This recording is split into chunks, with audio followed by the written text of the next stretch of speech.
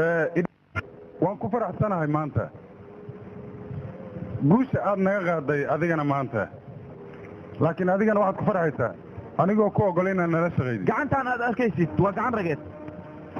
wixii soo galana way burburinaysaa muruqaan aad arkaysid waxaa loogu talagalay dadka masaakiinta dadka dhacaya in goobtaha loogu jibiyey wax kale looguma talagelin war waxaa kuu ron xaafaddaa saboolka in aad saga soo tagtid oo halkaan aad ku noolaatid sidii libaaxii oo kale war libaax halkan yimaada ey ayuu noqdaa adiga maxaad doonaysaa ey inaan ku noqdo aniga qayli makaa dhahda aan qayliyo qaniin makaa dhahda aan qaniino war waxba ha qaylinin sidaa doonta adigu fahmi annaga haddaad nala shaqaysid magacaad yeelanaysaa haddiyana waa helaysaa lacagna waad helaysaa